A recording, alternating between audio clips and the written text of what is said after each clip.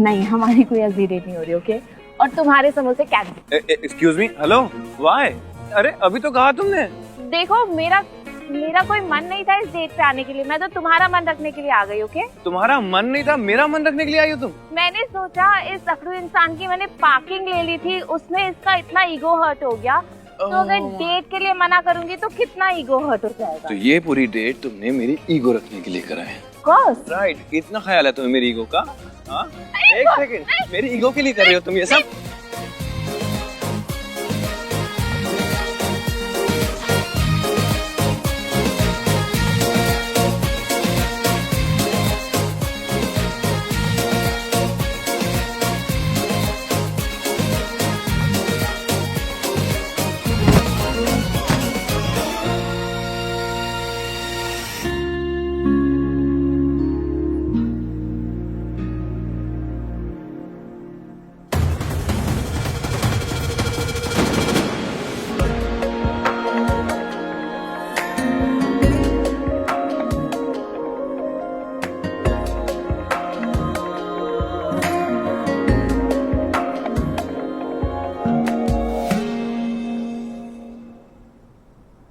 और कितने डेमो चाहिए मिस्टर नॉटी राजस्थान? एक से कैसे पता चलेगा मिस रॉय? 3-4 बार करना पड़ेगा तभी तो पता चलेगा तुम कहना क्या चाहती हो, और ये किस वर्क कर भी रही है कि नहीं। और अगर वर्क कर रही है तभी तो अपनी कहानी में लिख पाऊंगा ना। ये किताब से ज्यादा कपड़ों की शॉपिंग जैसा क्यों साउंड कर रहा है कि 3-4 बार ट्राई करूंगा तभी खरीद पाऊंगा? और तुम अपना लक ट्राई करना बंद करो, ओके? क्यों? Ain't them lucky enough?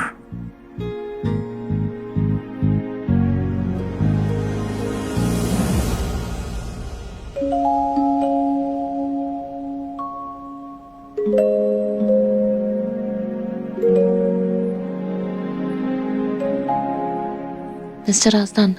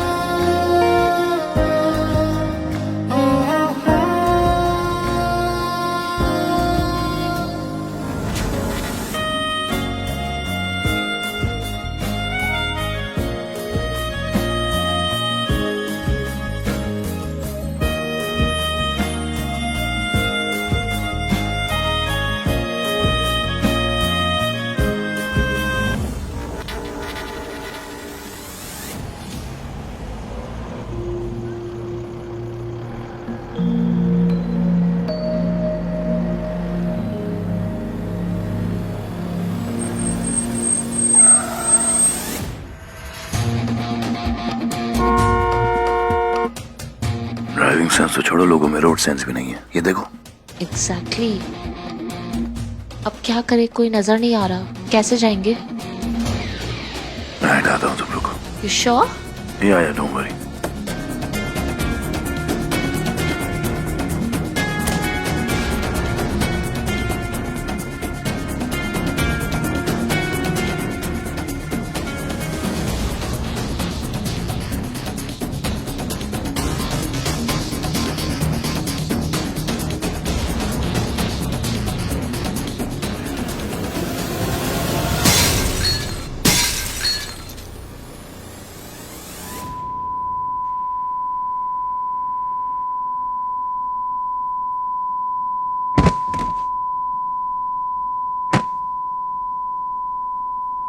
Oh my God.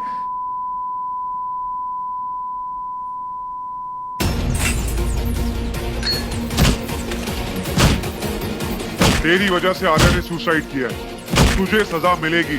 तूने मजबूर किया आर्या को सुसाइड के लिए।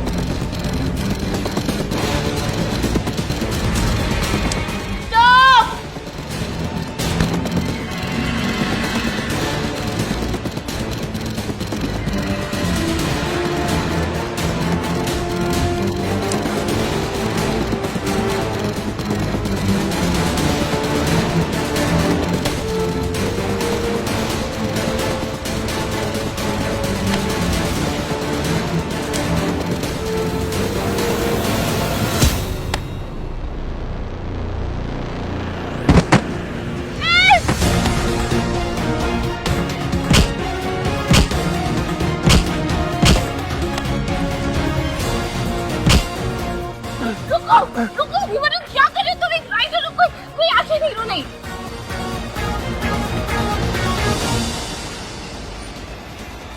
बहुत खून बह रहा है।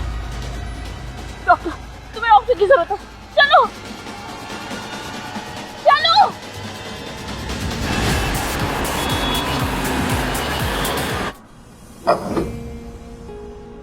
बस हो गया मिस्टर राजदान। थैंकफुली कट ज्यादा डीप नहीं है, इसलिए अच्छी बात यह है कि कोई नस नहीं कटी है, तो घबराने की कोई बात नहीं है। बस कुछ दिन इस हाथ को आप आराम दीजिएगा, इसे कोई भी काम मत कीजिएगा, लेट इट हिल। और आपके सर में जो चोट है उसका भी ध्यान दीजिएगा। Thank you doctor. नन्नू,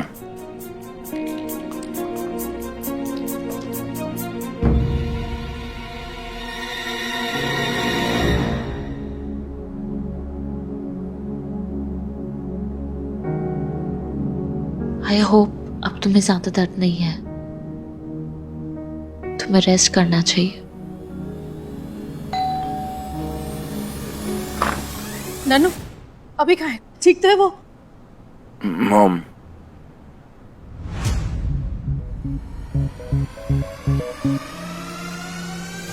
अभी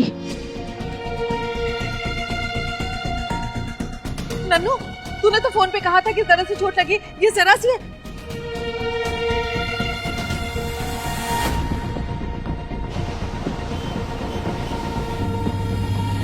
माँ कुछ नहीं है, छोटी सी चोट है, बैंडेज के नीचे एक छोटा सा कट है बस। आप परेशान मत हो। तुम्हारी माँ बिल्कुल ठीक कह रही है बेटा, कोई गहरी चोट लग रही है। ये सब हुआ कैसे? डैड मैं ठीक हूँ, नथिंग सीरियस। डैड, ये अभिमन्यु के पापा है। अरे सीरियस कैसे नहीं? ये कोई एक्सीडेंट की चोट नहीं लगती मुझे। किसी से झगड़ा हुआ क्या तुम्हारा? लगता है किसी ने हमला किया तुम पर। हमें पुलिस को इन्फॉर्म करना चाहिए। मैं बोल रहा हूँ ना, मैं ठीक हूँ, कोई फिक्र की बात नहीं है, और मैं अपना ख्याल खुद रख सकता हूँ।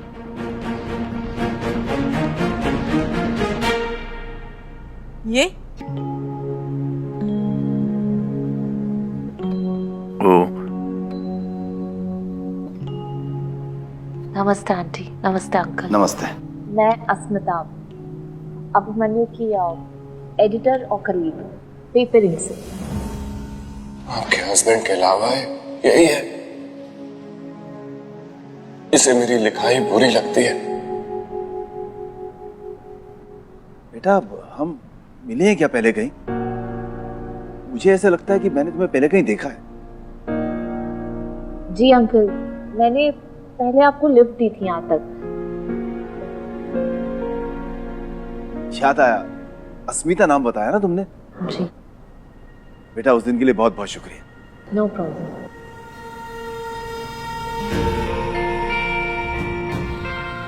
ओके, तो आई थिंक अब मुझे निकलना चाहिए। बहुत अच्छा लगा आप दोनों से मिलकर। Okay mister Rajdan, bye. Thank you miss Roy. Take care.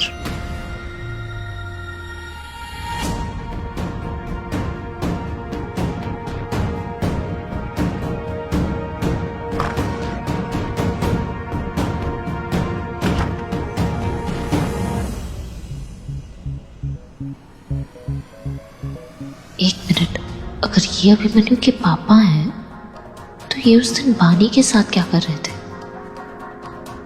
क्या अंकल भी एक ऑथर हैं?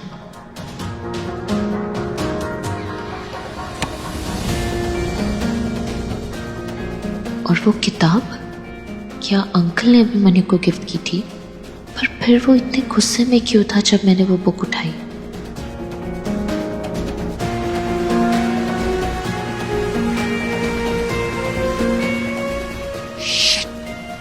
फोन अभिमन्यु की घर पे भूल गई। तुम बताते क्यों नहीं मुझे कि ये सब कुछ कैसे हुआ? बाप हूं मैं तुम्हारा, फिक्र होती है मुझे। मैंने कहा ना आपसे, मेरी फिक्र करने की कोई जरूरत नहीं है। पहले भी अपना ख्याल रखता है, आगे भी रख लूंगा। बस मेरी राइटिंग और मेरी लाइफस्टाइल में नुक्स निकालना होता है आपको। मैं तुम्हारी राइटिंग में नुक्स इसलिए निकालता हूँ बेटा क्योंकि मैं जानता हूँ तुम इससे बेहतर लिख सकते हो। बेहतर या आपके जैसा? साफ साफ क्यों नहीं कहते कि आप अभिमन्यु को मौलिक बनाना चाहते हैं? मौलिक? कि आपकी पूरी जिंदगी में इतनी किताबें नहीं बिकी होंगी जितनी मेरी 1 घंटे में बिक जाती हैं।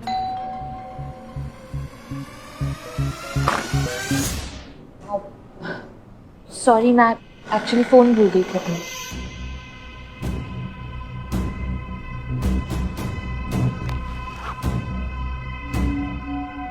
चलिए।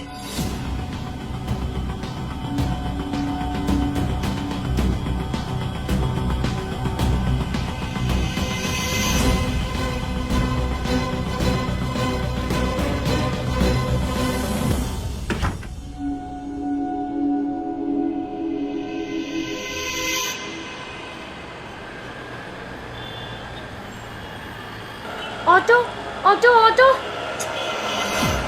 यार कोई रुक क्यों नहीं रहा है? इनविजिबल हो गई हूँ क्या आज मैं?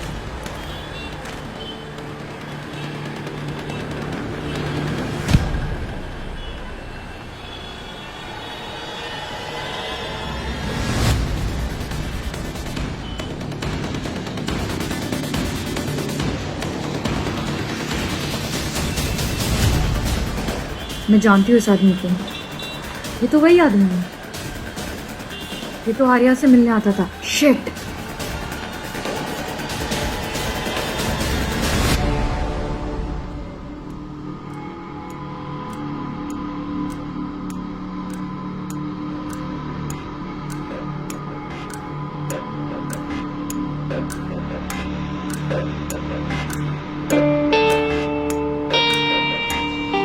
अभिमन्यु ने मुझसे छुपाया क्यों कि मौलिक और कोई नहीं, उसी के पापा हैं।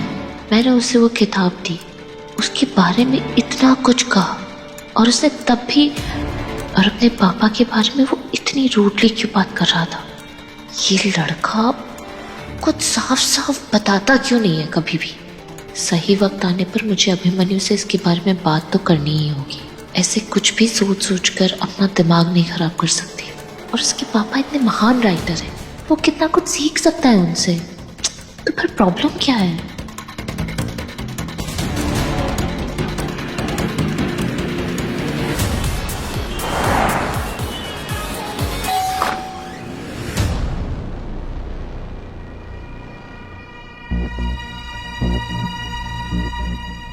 शोफी, आई एम सॉरी, मुझे यहाँ पे ऐसे आना नहीं चाहिए था, पर वो थामा के पास मेरा टैबलेट है तो वो ही लेने आया था।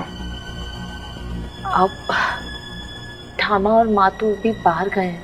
ओह, मैं लेट आया था, मुझे लगा अभी तक तुम ऑफिस के लिए निकल चुकी होगी, बट एक्चुअली आज मुझे लेट हो गया। तुम अंदर आओ ना। एक्चुअली मुझे पता नहीं है थामा ने तुम्हारा टैबलेट कहाँ रखा है। उनके डेस्क के दूसरे ड्रॉर में है, थामा ने बताया था मुझे। ले लो तुम टैबलेट।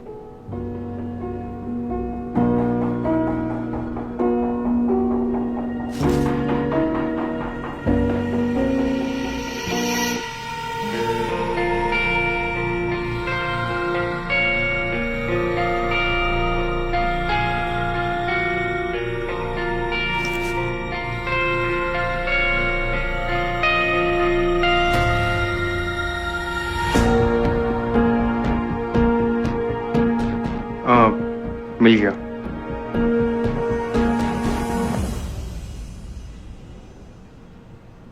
आराम से बैठ के कर।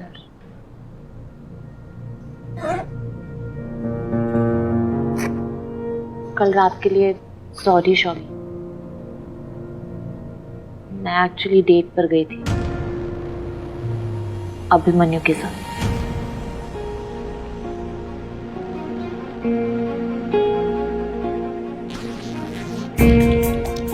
तुम्हें जो करना है करो अस्मी, मुझे बताने की जरूरत नहीं है। वैसे भी हम कौन सा एक साथ में हैं। पर फिर भी मुझे झूठ नहीं बोलना चाहिए था। पता नहीं कैसे मुंह से झूठ निकल गया, बुरा लग रहा था। अस्मी, तुम्हें मुझे एक्सप्लेन करने की कोई जरूरत ही नहीं है। तुमने अभिमन्यु के लिए फील किया कुछ और मुझे सच बता दिया।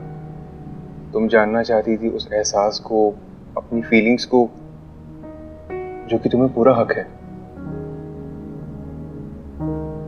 Date him.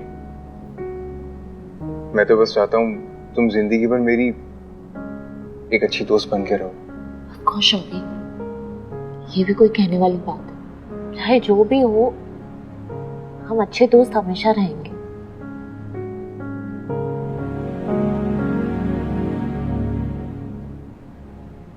तो दोस्त, ये बताओ तुम्हारी डेट कैसी थी?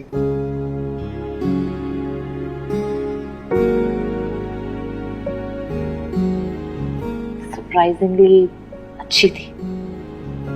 और अचानक से एक आदमी आया और उसने हम पर हमला कर दिया। मतलब out of nowhere, literally just attacked us. हमला? अस्मी, तुम ठीक हो ना? तुम्हें लगी तो नहीं? तुमने पुलिस को इन्फॉर्म किया? नहीं शौवी, मुझे कुछ नहीं हुआ है। अभिमन्यु को चोट आई है, उस पर हमला हुआ है। बट अस्मी, आई फील तुम्हें पुलिस को जाके सब सच बता देना चाहिए। ये आम बात तो नहीं है। तुमने उस इंसान को देखा, उसका चेहरा या कुछ? उसने हुडी पहनी हुई थी और चेहरे पर मास्क था, कुछ भी नहीं दिख पाया। ऐसे कैसे कोई हमला कर सकता है? पर मुझे लगता है ये हमला मुझ पर नहीं, अभिमन्यु पर था। उस अटैकर के पास चाकू था और वो बार बार कह रहा था कि अभिमन्यु की वजह से आर्या ने सुसाइड की है। शायद अभिमन्यु को गलत समझ रहा था और आर्या को जस्टिस दिलाने के लिए ये सब। पर ऐसे कैसे कोई हमला करके अपनी जजमेंट पास कर सकता है जब तक कोई इंसान कोर्ट में गिल्टी प्रूफ ना हो? आई मीन, प्रोसेस नाम की तो कोई चीज होती है ना। क्या हुआ? नहीं, अभी कुछ दिन पहले तक तुम कह रहे थे कि हाँ, वो मैं उस टाइम पे ऐसे ही बेफिजूल में पर्सनल हो रहा था। शायद मैं अभिमन्यु को पसंद नहीं करता, इसलिए बिना सोचे समझे उस पर इल्जाम लगा रहा था। थोड़ा जेलस भी हो रहा था। तुम तो जानती हो ना, लोग रिलेशनशिप में कैसे होते हैं। शौवी, कितने स्वीट हो, कितने अंडरस्टैंडिंग।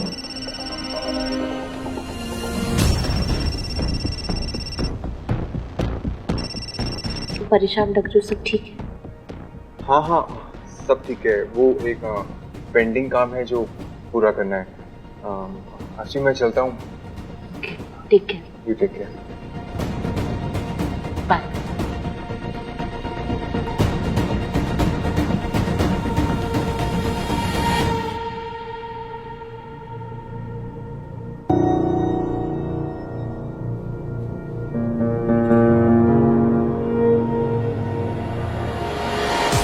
आर्या तो ऊपर गई, अब तू जेल जाएगा। तेरी उल्टी गिनती शुरू। Tick tock tick tock. जो मैं हूँ, रिलैक्स। प्लीज पी लो इसे। तुमने कब से कुछ खाया पिया नहीं है, ऐसा कैसे चलेगा? हाँ, कैसे रिलैक्स कर सकता हूँ निर्मल? कैसे यार? बाहर एक आदमी है जो मुझे ब्लैकमेल कर रहा है, वो खुला घूम रहा है, और तुम कह रहे हो कि रिलैक्स कर लो। हाउ इज इट पॉसिबल यार? मैंने सब हैंडल कर लिया ना रिजू, फिर तुम क्यों फिक्र करते हो? ऐसे कैसे अनिर्बान? बार बार ये थोड़ी ना हमें डरा सकता है। और जब जब ये तुमसे पैसे मांगेगा, तुम्हें ब्लैकमेल करेगा, तुम थोड़ी ना पैसे देते रहोगे इसे। तुम्हें सेफ रखने के लिए मैं कुछ भी कर सकता हूँ रिजू। नहीं अनिर्बान, खुद को सेफ रखना मेरी जिम्मेदारी है। अब मुझे डिसाइड करना होगा कि मुझे आगे करना क्या है। इस ब्लैकमेलर को पकड़ना होगा और इस किस्से को खत्म करना होगा मुझे। अरे इतना सोचना बंद करो। तुम यही सब सोचते रहोगे तो लिखोगे कब? अपनी राइटिंग पे फोकस करो रिजू। नहीं रिबन, अब मुझे ही कुछ करना पड़ेगा। इस ब्लैकमेलर को पकड़ाने के लिए मुझे एक प्राइवेट डिटेक्टिव हायर करना होगा। वही कुछ कर सकता है।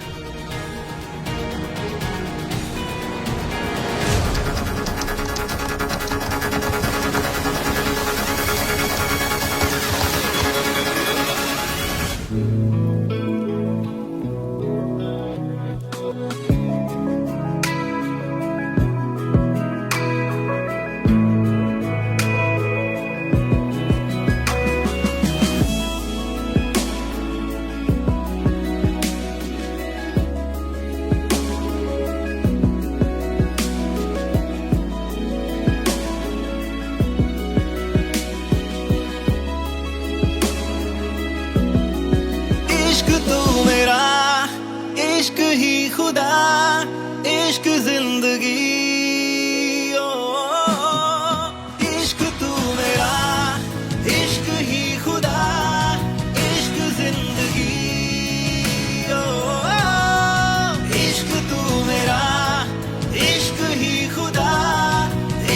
जिंदगी